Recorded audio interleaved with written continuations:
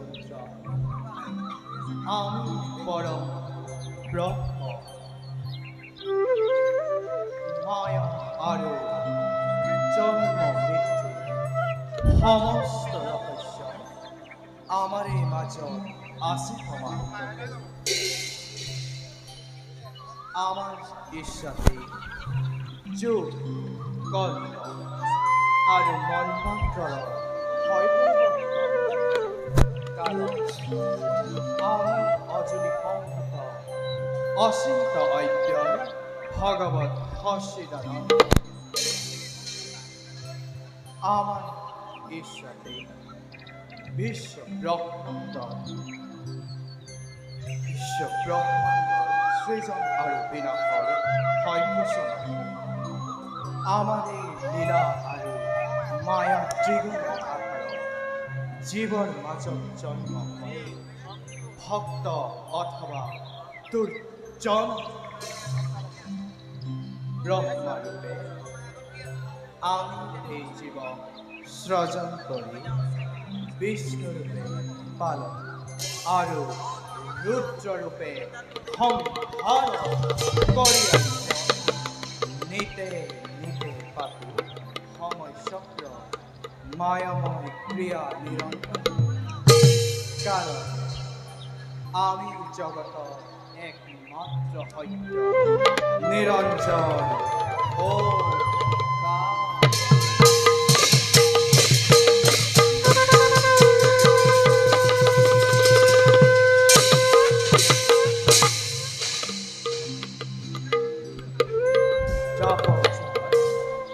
বহুল খরায় হাত খরানোর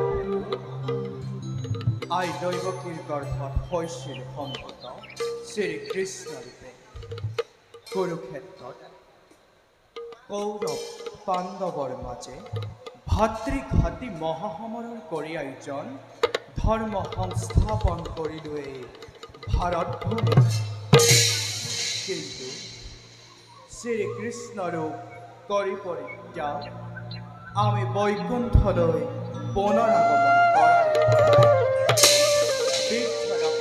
অতিক্ৰম কৰি যুগপতি কলিৰ ৰাজত্বই বসুন্ধৰাৰ বুকুত সেয়ে কলিৰ সহায়ৰ হেতু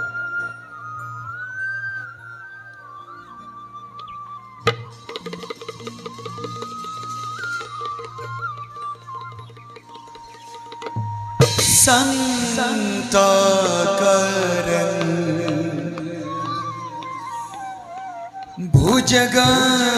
भुजगशयनं पद्मनाभं सुरेशं विश्वधारं गगना सदृशं मेघवर्णा शुभंगा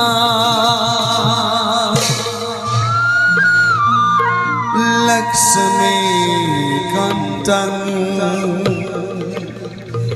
कमलनयनं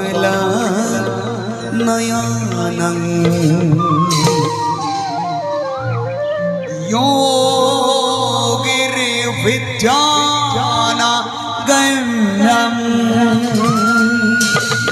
वन्दे विष्णु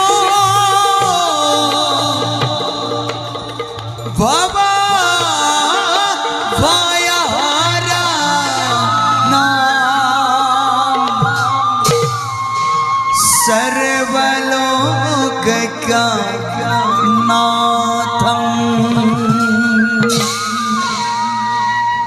हरि ओम हरि हरि ओम हरि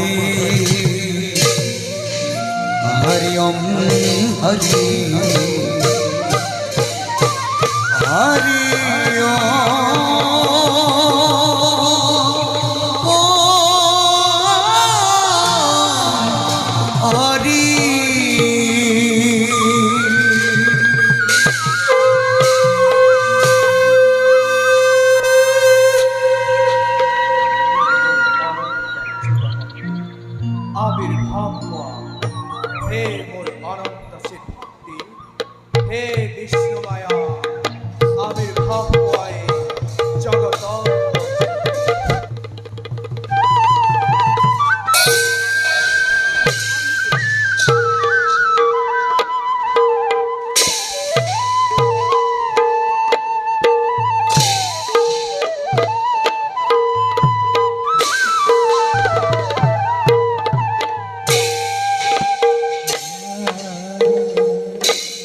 রবি ক্ষয় অভার মাঝে দেবী যোগ মায়া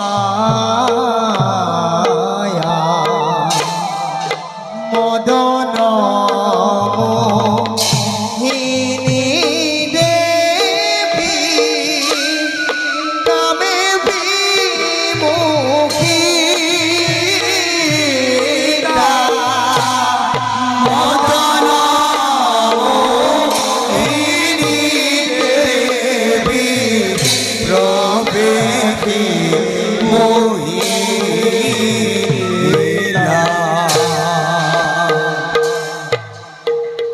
মতে পাইলা গয়া হবার ভিতর এই মতে পাইলা গয়া হবার ভিতর নিরন্তরে নরে ডাকি বুলা রাম রাম ও নিরন্তরে নরে ডাকি বুলা রাম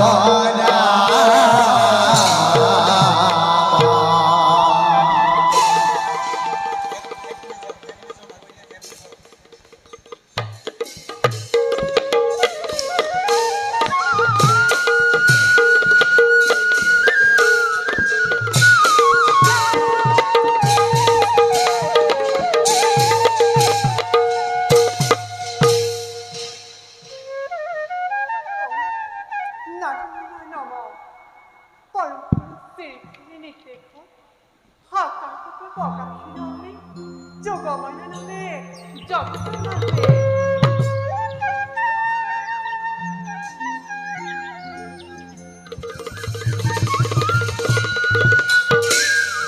দেবী যুগমায়া দেবী তারপর আপনার নিঃশ্বাসে মানুষ ধারণ করে খুব ভদ্রনামে হৈ পৰিচিত পঁচিছ কৰিছিল ধাৰণ মধ্যম বান্ধৱ অৰ্জুনৰ জন্মপূৰ্বে মৌতি মানুহ কৰিলো সমাপন মানুহলীলাৰ কিন্তু প্ৰভু পুনৰ পুনৰ নাৰীৰূপে কৰি উৎসৱ কি লীলা সাধন কৰে আপুনি কৰিছে পৰিকল্পনা হে মোৰ অনন্ত যুগ প্ৰভু কলিৰ ধৰ্ম অদ্ভুত অধুনা কলিৰ মহিমা বিৰাজমান এই ধৰণীৰ সেয়ে যোৱা যুগমায়া জগতৰ মনুষ্য মায়াৰ দ্বাৰা মতেশন কৰি কলিৰ সহায় হোৱা নিতে নিতে পৰীক্ষা কৰি সন্তজনক কৰি ৰখাই ধৰণীৰ মাজে দেৱী আপনাৰ নাম অপৰম্পাৰ আমি যাত্ৰা কৰো মৈত্ৰ থামলয় প্ৰণাম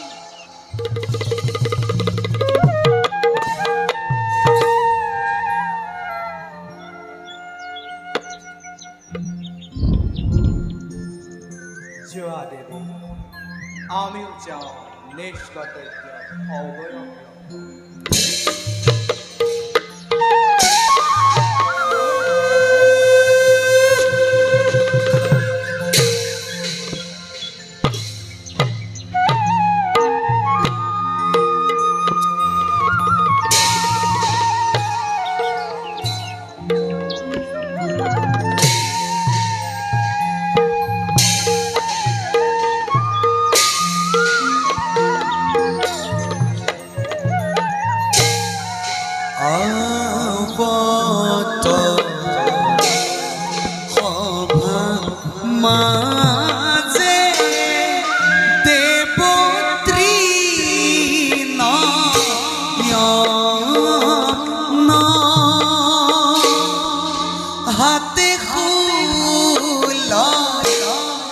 লইয়া চলে বিহব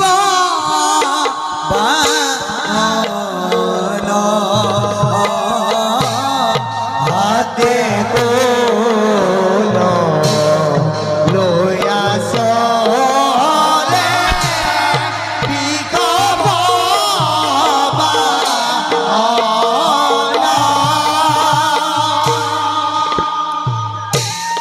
কত ক্ষণে পাইলা গয়া খবর ভিতর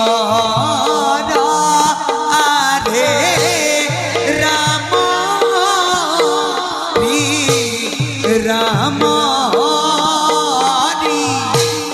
বোলা করব জন রাম হরি রাম হরি বোলা করব জন ত্রিশূল ত্রিলুতম सैतम भोला त्रिशूल त्रिलुतम सैतम भोला रूपश्री मला कंठे वादनम मारंग हरणम न संकरणम मारंग हरणम न संकरणम ओम नमः शिवाय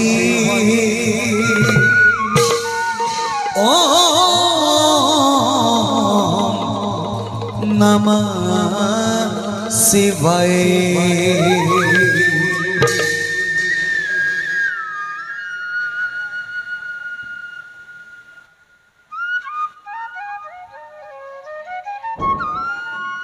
মহাবিষ্ণু ললাট মণ্ডলৰ পৰা সৃষ্টিৰ প্ৰাচীন কণ্ঠনত আমি হৈছিলোঁ আবিৰ্ভাৱ প্ৰভুৱে আমাক জনমৰ সংসাৰৰ কামনা হেতু সজীৱ কৰিছিল নিজ তমগুণৰ মাধ্যমেৰে স্বয়ং নারীজনে ব্রহ্মরূপে সজীব করি বিষ্ণুরূপে পালন করি আর মহারুদ্র রূপ লই উড়ে তারা প্রলয়ের ঘোষণা করি রচনা করে সৃষ্টি মহাহংকারর ব্রতভূমি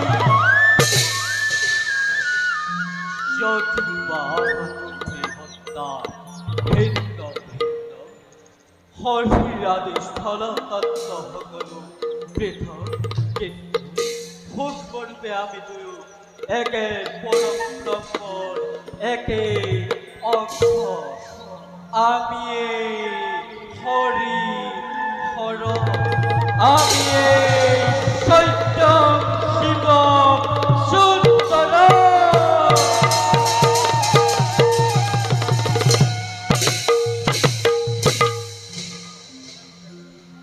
নাৰায়ণ অবিহনে মহাকাল শক্তিৰ আৰ মহাকাল অবিহনে নাৰায়ণ সুন্দৰতাৰ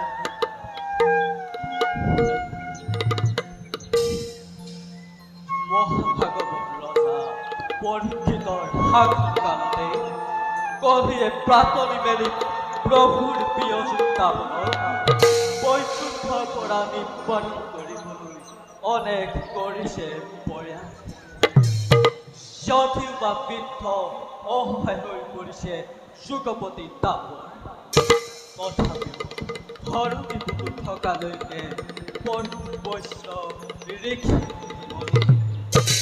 তাপৰ কদাপিতো পঢ়িব নোৱাৰে নিৰ্বাণ ভক্তৰ পৰীক্ষাৰ বাবে প্ৰভুৱে ইতিমধ্যে নিজৰ সিংশক্তি যোগমায়াক পঠাইছে ব্ৰহ্মপুত্ৰত। আমি যোগমায়াৰ সহায়েৰে আমাৰ ভক্তগণক কৰি পৰীক্ষা যাওঁ হেৰে বৈকুণ্ঠৰ ধাম প্ৰভু ভৱে নৱজগতৰ কৰ্তৃ আলোচনা।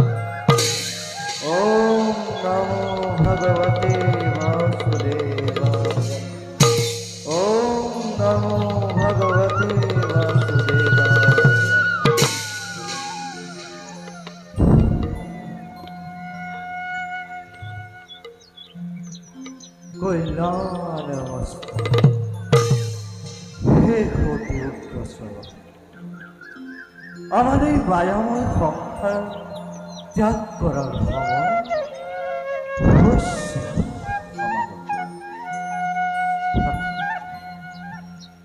এই ঘোৰ কলিৰ সংসাৰৰ মাজত আমি উশাহ নিশালৈ জীয়াই থকাৰ ইচ্ছা নাই অলপো মোৰ।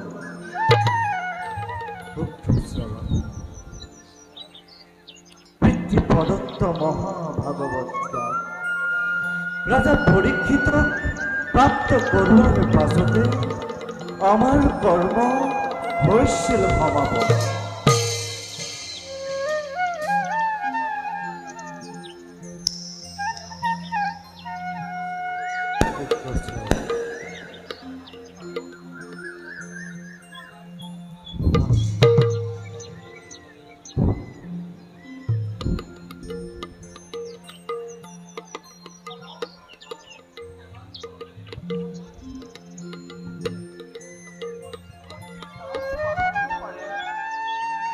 ৰাজা পৰীক্ষিত আৰু আপুনি দুৰ্ভাগ্যবশতঃ ৰাজা পৰীক্ষিতে আপোনাৰ পৰা মহাভাগৱত জ্ঞান গ্ৰহণ কৰি ইতিমধ্যে তক্ষকৰ দংশনত ইহলীলা কৰিলে সম্পূৰ্ণ। তেনেস্থলত আপুনি যেতিয়া এই ধৰাধাম ত্যাগ কৰিব তেতিয়া কলিয়ে সৰ্বত্ৰে গ্ৰাস কৰিব এই বসুন্ধৰা। হে গুৰুদেৱ, কলির ধর্মই তো অতি বিদুষ। যদিও বা আমি সন্ত তপস্যে যুগপতি কলিত নাচাওঁ ভাল চক্ষুৰে, তথাপিও জানিবা হে ভৌতি উগ্ৰ স্বভাৱ, গুরুদেব কলিত ঈশ্বর প্রাপ্তি সহজ হয়ে পড়ে। কলিত হরিনামেই হব শ্রেষ্ঠ, হরিনামেই হব সমুদ্র পার করার একমাত্র উপায়। বুজিছো বুজিছো গুরুদেব, বুজিছো আপোনাৰ মই কথাৰ ৰহস্য। আপোনাৰ পৰা বিচ্ছেদৰ সময় মোৰ হৈছে সমাগত। কিন্তু গুৰুদেৱ, কলিযুগৰ বিস্তাৰৰ সময়ত ব্যভিচাৰ, পাপ, অনাচাৰ আদি মহাদেশৰ পৰা ধৰিত্ৰীক কেনেকৈ উদ্ধাৰ কৰিম? গুৰুদেৱ, এই সকলোবোৰ হৈছে মায়া। মায়া, এই মায়াতেই আবদ্ধ এই সংসাৰ। হে উগ্ৰস্বভাৱ, গুৰুদেৱ, এই মায়াতে কলিৰ আগ্ৰাসী তুৰংগত যেতিয়াই ধৰণী পাপত লিপ্ত যাব, হৰিনামেই ধৰণীক ক্ষণে ক্ষণে হৰিনামেই হ'ব ধৰণীৰ সহায় কৰাৰ একমাত্ৰ উপায়। সেয়েহে আমি এই মায়াময় সংসাৰ ত্যাগ কৰি কলিৰ আগ্ৰাসী ৰাজত্ব কালৰ বাদ পৰিপ্ৰশস্ত। এবে যাওঁ বলা উগ্ৰস্বভাৱ, গুৰুদেৱ, আমাৰ সান্ধ্য আৰাধনাৰ সময় হৈছে সমাগত। বলক গুৰুদেৱ।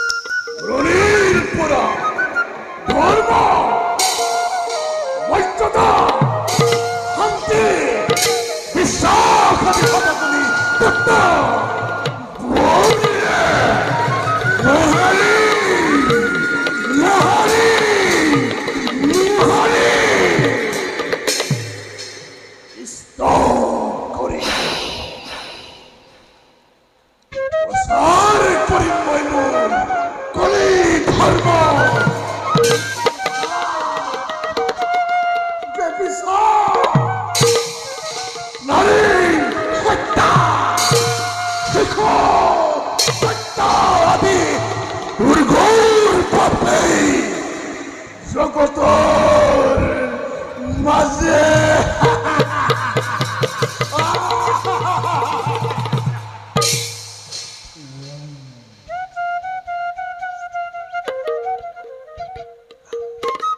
ছন্দপন্থী মহাপরাক্রমী রাজা পরীক্ষিত বিচারে লাভ করিল মই স্থান। কিন্তু পর্যাপ্ত নহে বলে সালনা করে রাজা পরীক্ষিতক বর্ণনামে বিচারিল মই অংশস্থান।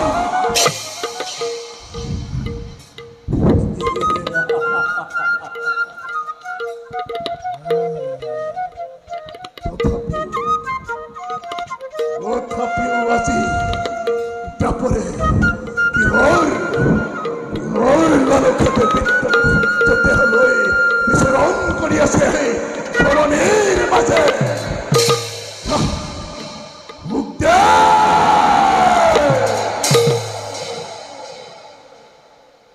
দেব মহাতপদন দেব পুণ্যৰ বাবে মই আৰ কৰিব পৰা নাই কলিৰ ধৰ্ম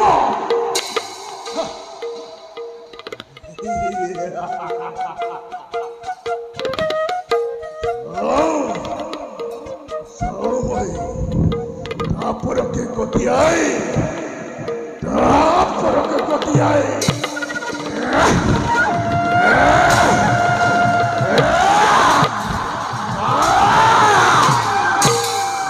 Taporoke kotiai. Osar korunge moi koli dharma, prabhutta.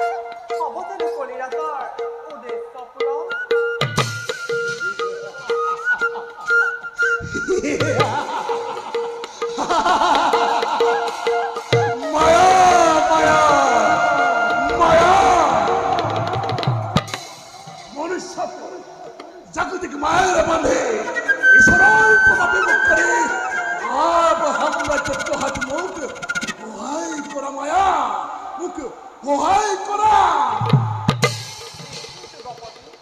মই সুখমুনি আৰু কষ্টমুনিৰ ৰজা মাতানিক মই কথা বদল কৰি আপোনাৰ মা সাম্ৰাজ্য বিস্তাৰৰ ধন্য ধন্য মায়া ধন্য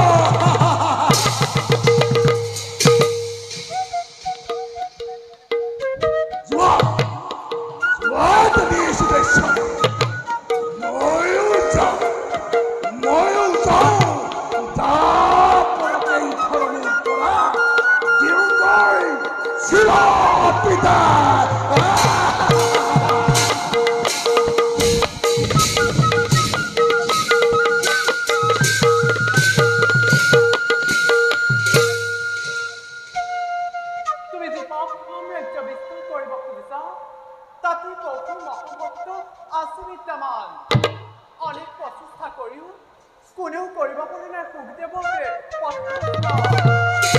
সুখদেৱ ভগৱতীকে এই জগতত নোৱাৰিবা তোমাৰ প্ৰভাৱ বিস্তাৰ কৰিব যদিও জানো মই মায়েৰে মুখিব নোৱাৰো সুখদেৱক তথাপিও যাওঁ মই সুখদেৱকে কৰোঁগে পৰীক্ষা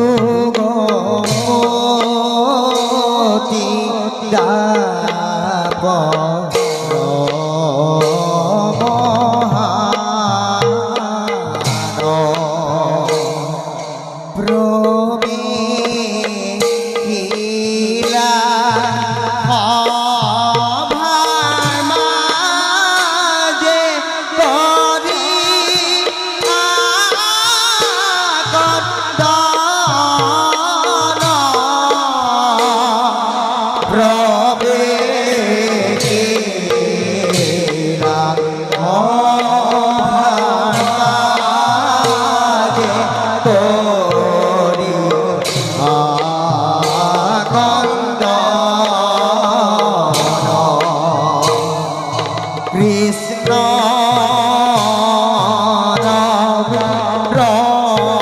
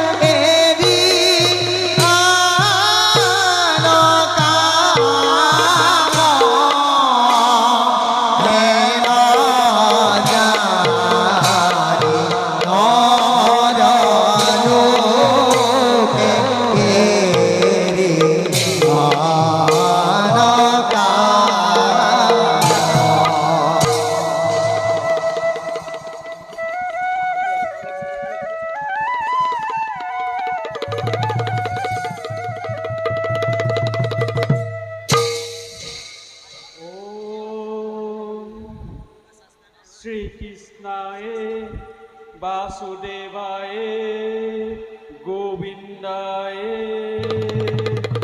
নমো নমঃ।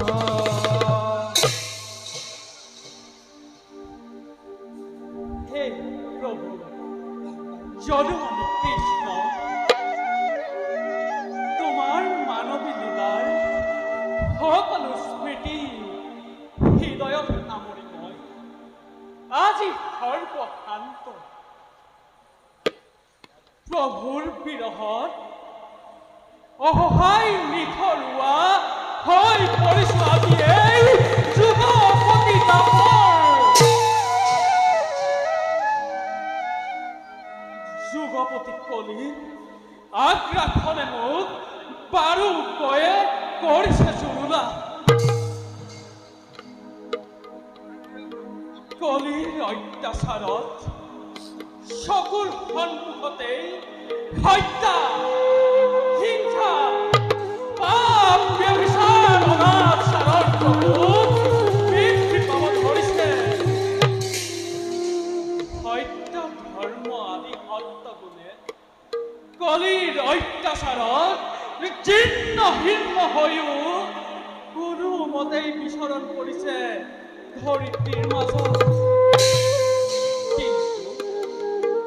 কিন্তু পৰম বৈষ্ণৱ মুখমুনিৰ কৃপাতেই কলিয়ে কৰিব পৰা নাই সম্পূৰ্ণ বিস্তাৰ ধৰণীৰ মাজত।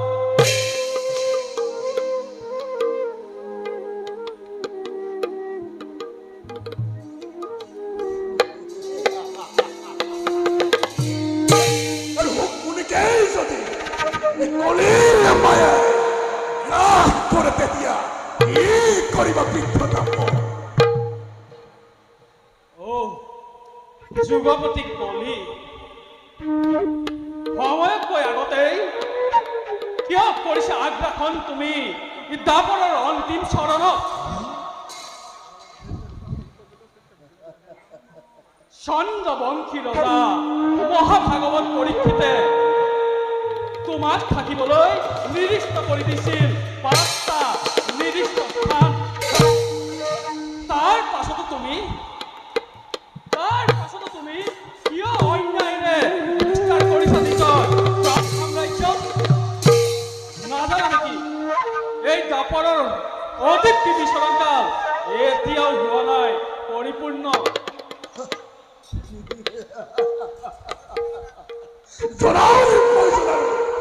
ইচ্ছা নাই মোৰ অলপ। তুমি মোক ৰাজা পৰীক্ষিতৰ দ্বাৰত ৰৈ থকা ভিক্ষুক বুলি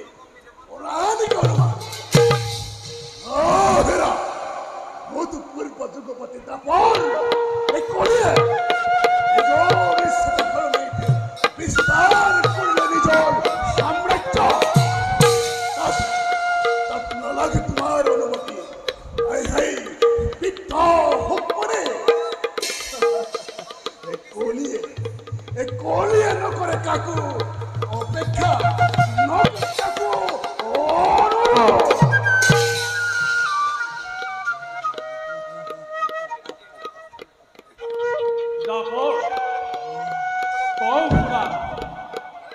এই ধৰণীৰ মাজত মোৰ বিচৰণৰ এতিয়াও ১০০ শতাব্দ কাল আছে অদীপ্তি হৈ। ৰজা পৰীক্ষিতে বান্ধি দিয়া চৰ্ত অনুসৰি তুমি বৰ্তমান কেৱল মধ্যশালা, পাঠাগৃহ, বেশ্যালয়, পশু সন্তশালা আৰু সুবৰ্ণৰ মাজতে বিদ্যমান হ'ব পাৰিবা।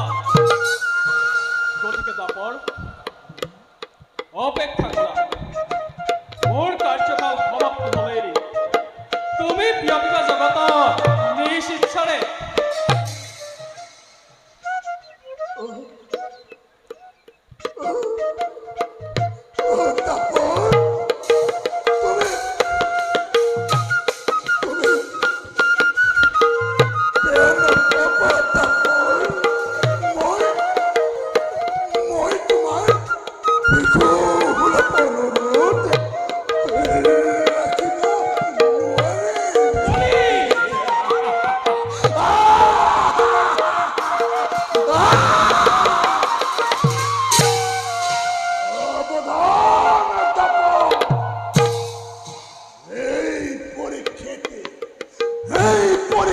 পৰিণত হল কালৰ কথা এইদিনাই পৰীক্ষিত নন্দন জন্মে অল্পহত্য কৰি আয়োজন আহুতি দিলে অজস্ৰ এইদিনাই কলি দুৱাৰ মুকলি হলে ধৰণীৰ মাজে গতিকে শুনা মুৰাদে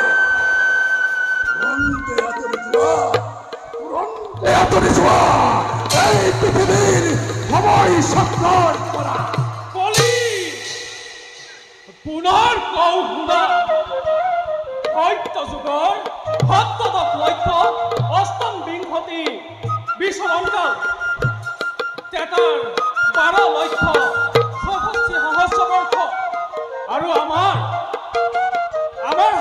8 লক্ষ 32 সহস্ৰ বৰ্ষ বিচৰণ কালৰ সীমায়ে জগতৰ মাজে এতিয়াও আমাৰ বিচৰণৰ 1 শতাব্দীত আছে স্থিৰ হৈ আৰু তোমাৰ বিচৰণ মাত্ৰ 4 লক্ষ 32 সহস্ৰ বৰ্ষ গতিকে দাপৰ বিৰত থকা মোৰ কাৰ্যৰ পৰা সময়ত মই নিজেই সময় চক্ৰৰ ৰাজদণ্ড তোমাৰ হাতত তুলি দিম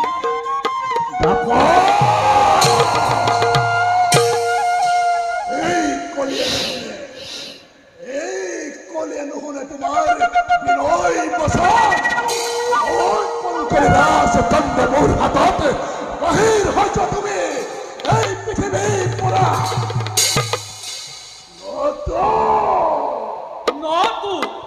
নটো দাপৰ সদায় প্ৰস্তুত আছে যুদ্ধৰ বাবে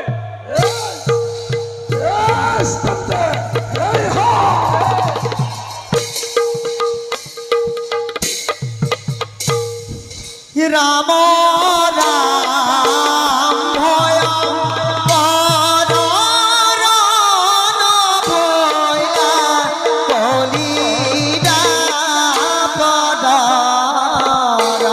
হরে রাম রাম ক্ষণে ক্ষণে ভূমিকম্প হইলা জগতা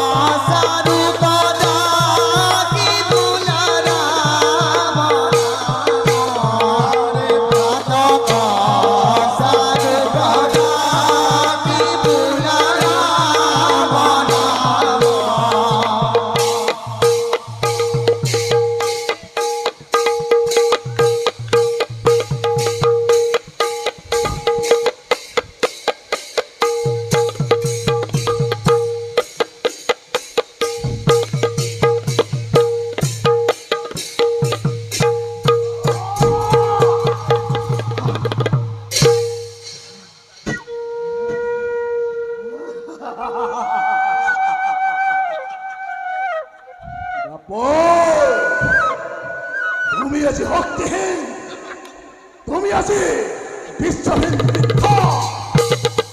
তেনেকৈ মোৰ জীৱন প্ৰাপ্ত মনোমত্তৰ হস্তিৰ আঘাতত বল্মীকে কাহ কৰা ভিন্ন ভিন্ন বৃক্ষ লগতে হৈ চূৰ্ণাকৃত ঠিক তেনেদৰে কাপোৰৰ আজি হ'ল অভূতপূৰ্ব পতন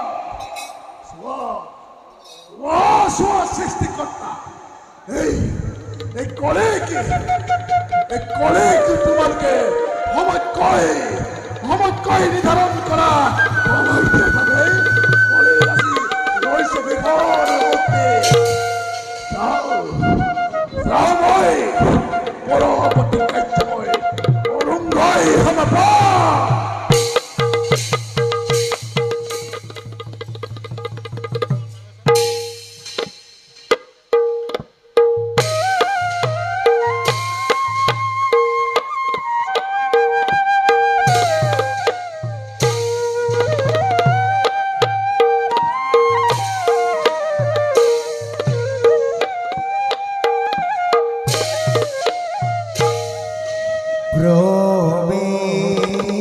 প্রবীরা কদানিকা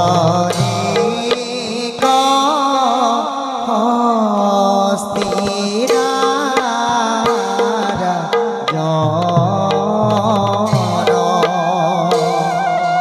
জন্মে জয় পুত্র ইতু মনি নব দানারি জনে জয় পুত্র ইতু মনি নব আরে পার্বতী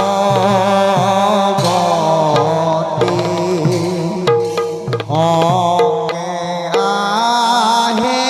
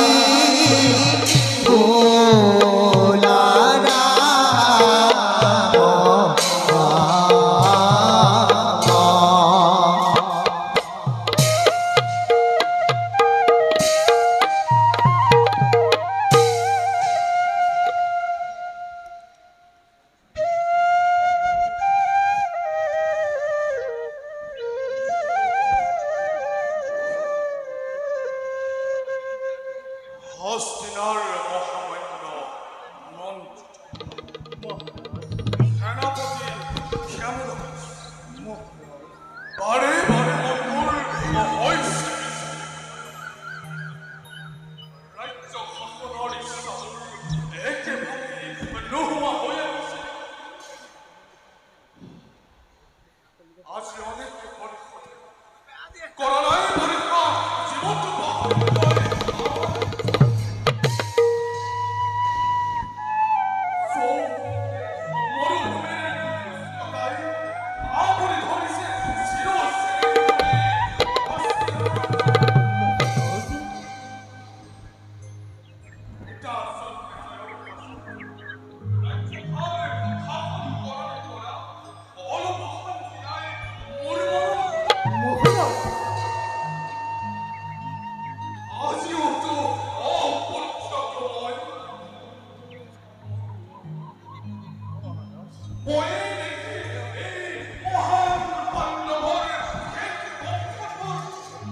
মহারাজ ধৈর্যধরক মনতে বান্ধব বংশরা কৰি পঞ্চৰজা আমাৰ ৰাজ্যটো হ'ব পুনৰ বৰ্ষা শ্ৰাৱণী বৰ্ষাই যেতিয়া ধৰিত্ৰীক কৰিব স্পৰ্শ কৰিছোঁ আশা মহাৰাজ ৰাজপুত্ৰৰ নিশ্চয় হ'ব আগমন সেই ক্ৰমতে আর তাই লগে পরম পূজ্য আমারে হস্তিনাপুর পুনর শস্য মৎস্যে সুমোহিত হয়ে উদাসী উঠব জগতর মাঝে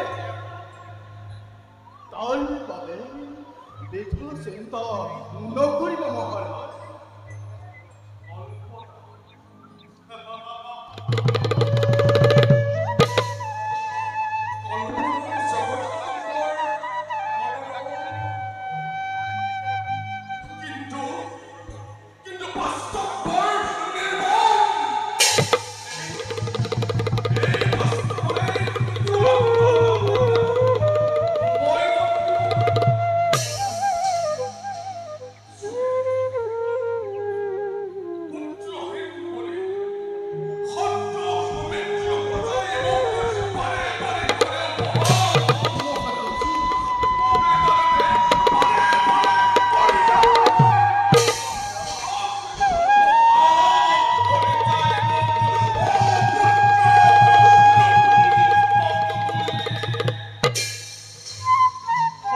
চিন্তা পৰিহাস কৰক মহাৰাজ।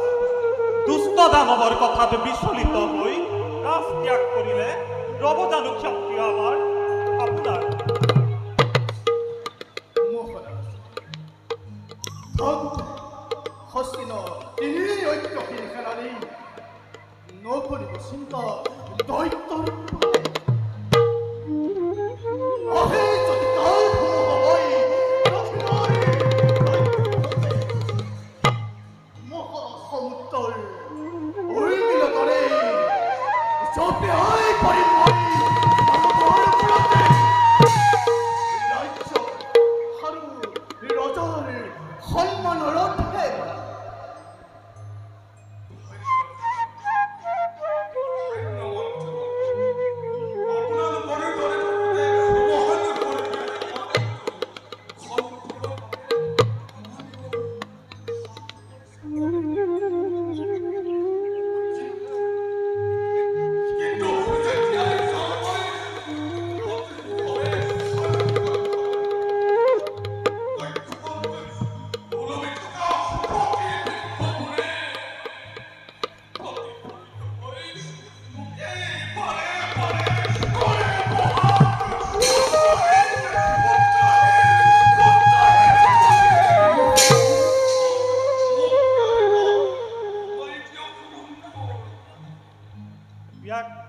ব্যক্ত নয় হুকুমনিৰ চৰণত আপুনি কৰক প্ৰাৰ্থনা।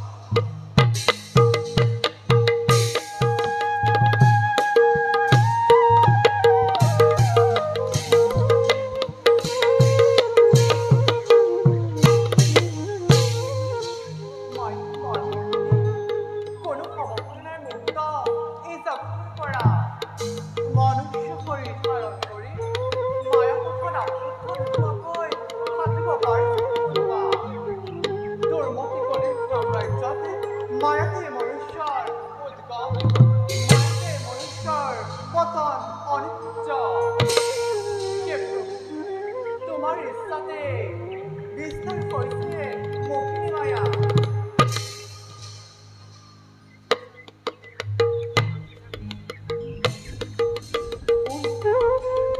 কোন তুমি দেৱী?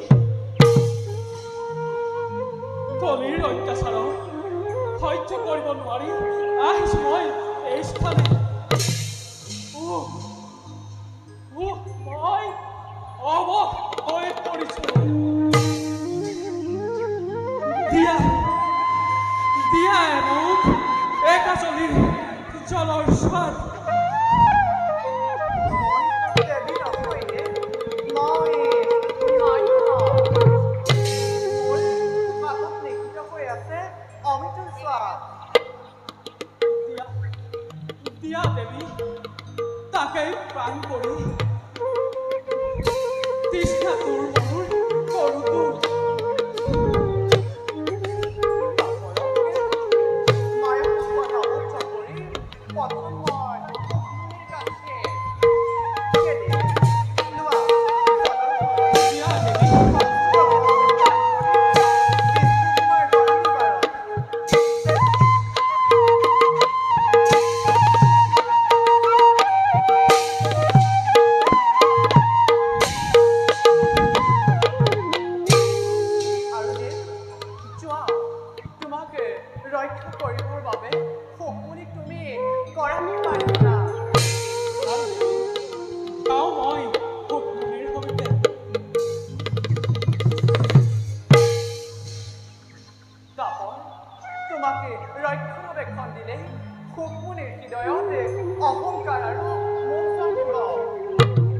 পেলাই ৰুদ্ধ হৈ পৰিব মুক্তিৰ পথ। হে প্ৰভু, তোমাৰ মায়া বিস্মৰ্শকে জগতে বাজে। এতিয়া যাওঁ মই নিজ কাৰ্যত অব্যাহত। অহোৰে কোলৰ নৃপতিময় বিশ্ব বিজয়ী অসুৰেশ্বৰ মই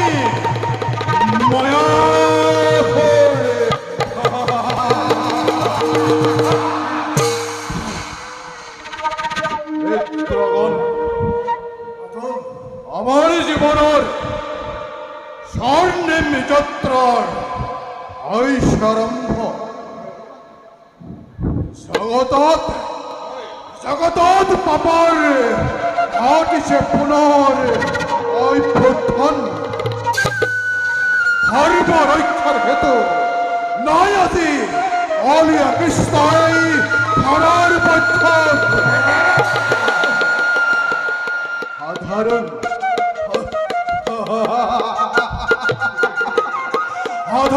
ব্যাধৰ বানৰ ঘৰত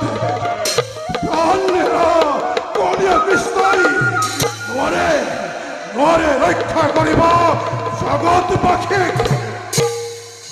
গতিকে মিত্ৰগণ, য'তে ত'তে বিশৃংখল হৈ থকা আমাৰ অসুৰ সেনাগণ পুনৰ একত্ৰিত কৰি গঢ়িব লাগিব পুনৰ অসুৰৰ সাম্ৰাজ্য পাল।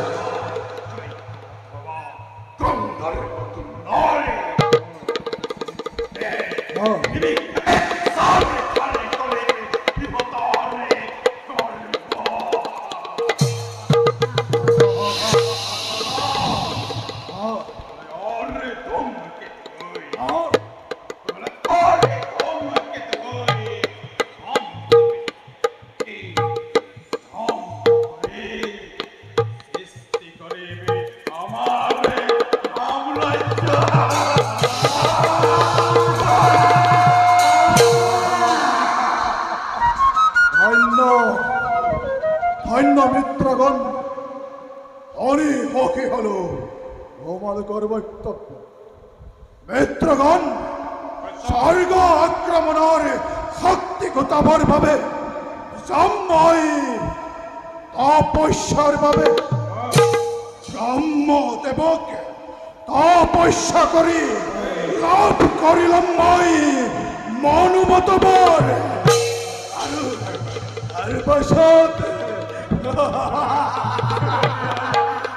পাছত আক্ৰমণ কৰেন স্বৰ্গ ৰাজ্য।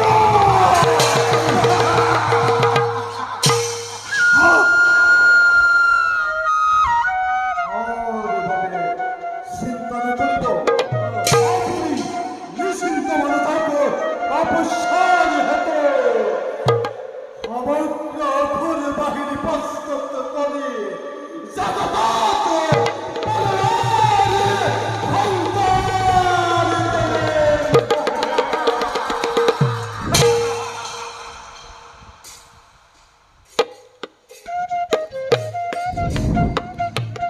নমস্কাৰ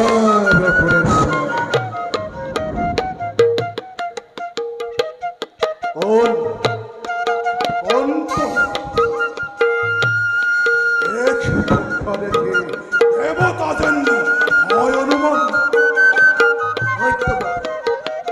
মই যুগপতি কলি সত্য দেখা দাপৰৰ পাছতে পৃথিৱীত মোৰ যুগ হৈছে পতি কলি অৰ্থাৎ দেবতা ও কিয় আহিছা তুমি আমাৰ সমীপে এই যে মোৰ উদ্দেশ্য আৰু আপোনাৰ উদ্দেশ্য একেই পৃথিৱীত ধ্বংস হত্যা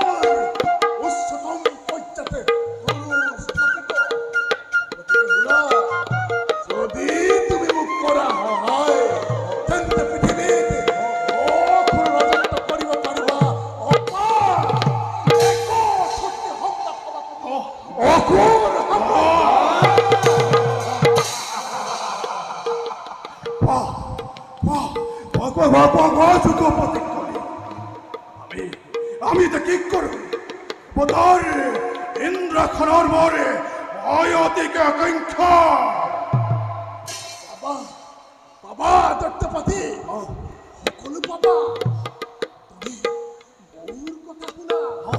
মোৰ কথা শুনা দত্তপতি মোৰ কথা শুনা এই পৃথিৱীত আছে মানে যত ঋষি মুনি হুক মুনি প্রাণ রজা প্রজা সকলকে পতন করে পৃথিবী ধ্বংসযজ্ঞ করা হুসনা পৃথিবী ধ্বংসযজ্ঞ করা হুসনা পৃথিবী ধ্বংসযজ্ঞ করা হুসনা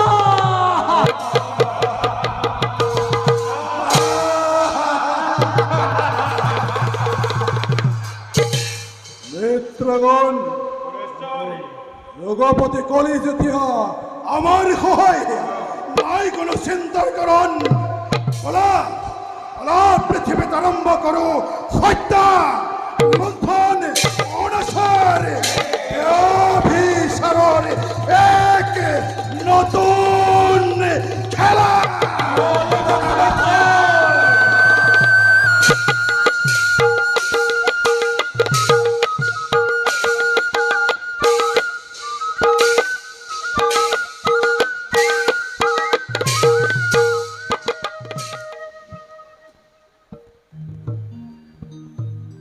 প্রণাম পিতা পুত্রের হেয় তুমি করিব গ্রহণ দীর্ঘায়ু হবাসা পিতা বাছা বাছা অন্ন পিতা দেখিছনে তই লাহে লাহে মই বৃদ্ধ হৈ আহিছো মোৰ পাছতেই এই ভিল সমাজৰ গ্ৰাম ৰাজৰ দায়িত্ব তই শিৰ পাতি লৈ পালন কৰিব লাগিব ভিল প্ৰজাক পুত্ৰৰূপে তাৰ পূৰ্বে তই বিবাহ কৰি এক উপযুক্ত কন্যাক ধাৰণ কৰিব লাগিব গৃহস্থী ধৰ্ম পিতা ইচ্ছা নাই মোৰ ৰাজ্য মুক্ত বনৰ বৃহংগৰ দৰে কৰিব বিচাৰো বিচৰণ মই জগতৰ মাজে আৰু পিতা বিবাহ পিতা বিবাহৰ কথা ভবা নাই মই পিতা বিবাহ মানৱ জীৱনৰ এক প্ৰয়োজনীয় অংশ বিবাহে এজন পুৰুষক পূৰ্ণতা দিয়ে আৰ্যৰ সমাজত বিবাহ নকৰাকৈ নিদিয়ে যজ্ঞও কৰিব এই বৃদ্ধ ভেলৰাজৰ নয়নৰ মণিতই একমাত্ৰ সন্তান গতিকে বাছা মোৰ বংশক আগুৱাই নিয়াৰ দায়িত্ব তোৰ শিৰতেই বাছা যি আজ্ঞা পিতা পুত্ৰ হৈ যে পিতাৰাধিক নোৱাৰো অমান্য কৰিব বাছা পিতা এৱে আমি কামদেৱীৰ পূজাৰ বাবে যাত্ৰা কৰোঁ ক্ষমা কৰিব পিতা পূৰ্বতেও জনাইছো মই তোমাকে মোৰ মনৰ ভাৱনা মোৰ বাবে ঈশ্বৰে কি পৰম হত্যা এই পাখান প্ৰতিমাৰ মাজত বিচাৰি নাপাওঁ মই কোনো ঐশ্বৰিক হত্যা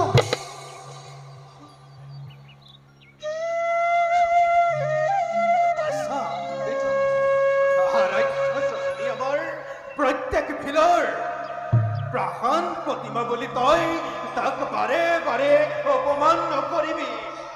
নাই কৰা অপমান তব আৰাধ্যজন পিতা কিন্তু সেই পাখান প্ৰতিমাৰ প্ৰতি নাই কিঞ্চিত ভক্তিভাৱ মোৰ মনত কিন্তু মোৰ সমাজৰ প্ৰত্যেক ব্যক্তিও কৰে যদি পূজা সেৱা আৰাধ্য জননী তাতে মোৰ মনত নাথাকে একো আক্ষেপ সদায় ৰক্ষণাবেক্ষণ দি মোৰ ৰাম বাকী পৰিচাম কৰ্তব্য নিজৰ আৰু কোনোবা শত্ৰুৱে যদি কৰে আক্ৰমণ নষ্ট কৰিব খোজে প্ৰতিমা দেৱী কতলিকে ধনুধৰি প্ৰথম তাক জমৰ নগৰে আৰু যদি কেনেবাকৈ ক্ষতি হয় দেৱীৰ প্ৰাণ দিশলেও সুস্থ কৰিম দেৱীৰ বিক্ষিত অংগ গতিকে পিতা উচ্চ বুলি মোৰ এই বিচাৰ ধাৰাক তুমি কৰা সন্মান পিতা নোৱাৰিলো তোক বুজাব মই যদিহে তোৰ নাথাকে আস্থা বিশ্বাস দেৱীৰ প্ৰতিমাৰ ওপৰত কিদৰে তই ৰক্ষা কৰিবি গ্ৰাম ৰাজ্য আৰু দেৱীৰ প্ৰতিমা দেৱীৰ প্ৰতিমাক মই সিমানেই ভাল পাওঁ যিমান মই তোমাক দেৱীৰ প্ৰতিমাক মই সিমানেই ভাল পাওঁ যিমান মোৰ শ্ৰদ্ধা আছে তব চৰণত এই নৰ্মদা নদী আৰু সুদূৰৰ সেউজ অৰণ্য আৰু পিতা আমাৰ ৰাজ্যত গৌৰৱে থিয় হৈ থকা সুউচ্চ বৃন্দাচল পৰ্বত সেইবাবে পিতা মোৰ এই বিশাল প্ৰেমক তুমি ভক্তিলৈ ৰূপান্তৰিত কথা নাভাবিবা কথা পিতা সময়ত তই বুজিবি বাছা দেৱীৰ প্ৰতিমাক ভক্তি নকৰাৰ পৰিণাম কিমান ভয়ংকৰ হ'ব পাৰে মই এতিয়া আহিলো বাছা পিতা মই এতিয়া আহিলো পিতা পিতা পিতা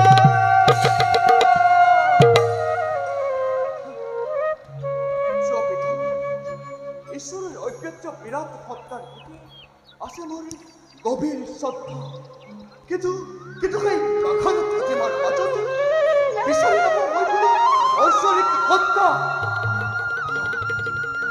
হৈ যাওঁ এতিয়া মৃগয়াৰ কেতু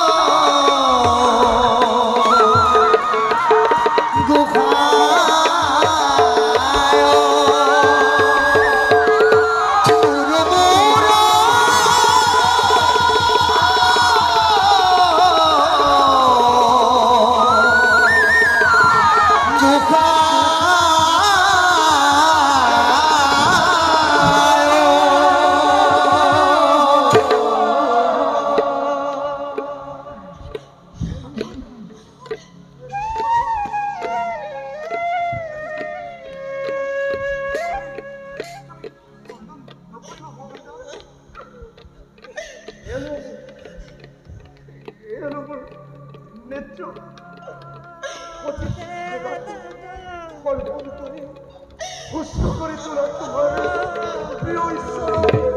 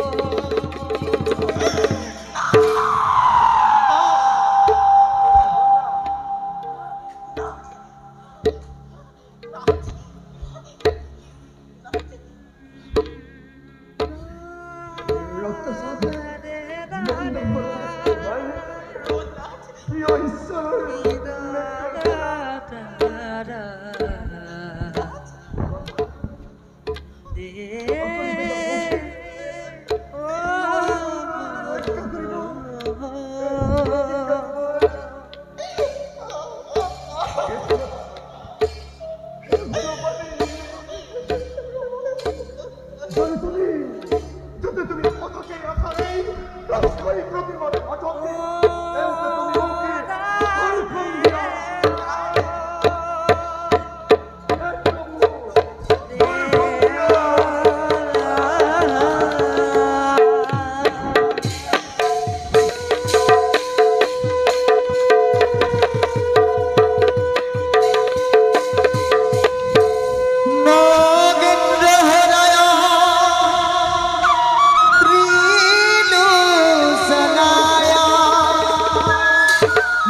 मंगरागाय महेशराय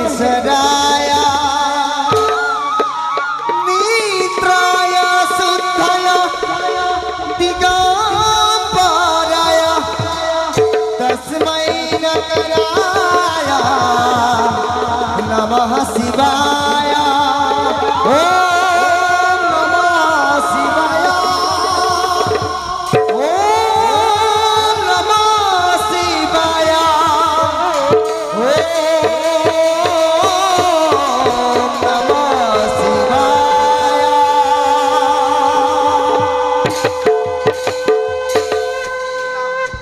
প্রভু ভোলানাথ আমার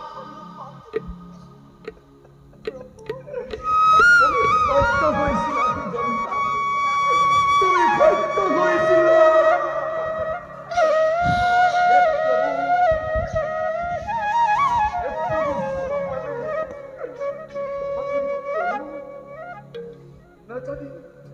না জানি তোমার কষ্ট করিলে অনেক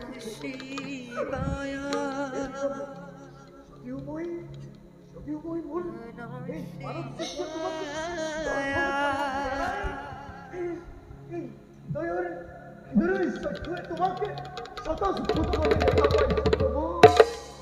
তোমার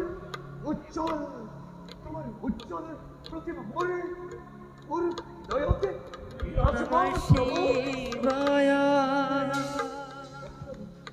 ভক্ত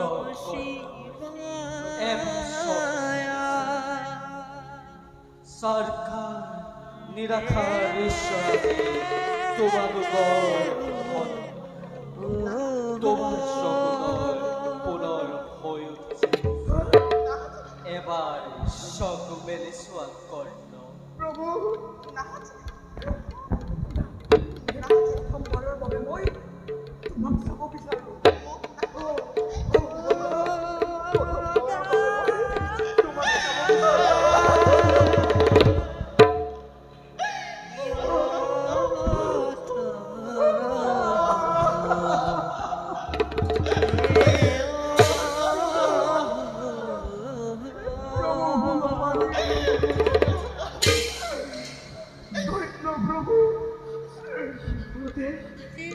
দূৰতে থাকি দেখিলে তোমাৰ চিন্ময় স্বৰূপ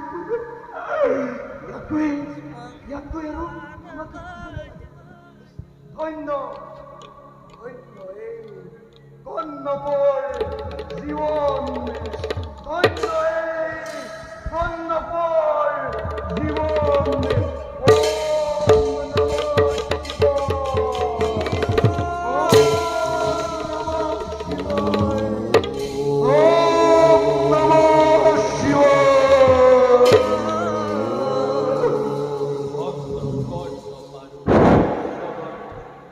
তোমাক মই দিছো অচিৰতে মুক্তি পাবা তোমালোকে এই জনম তথাস্তু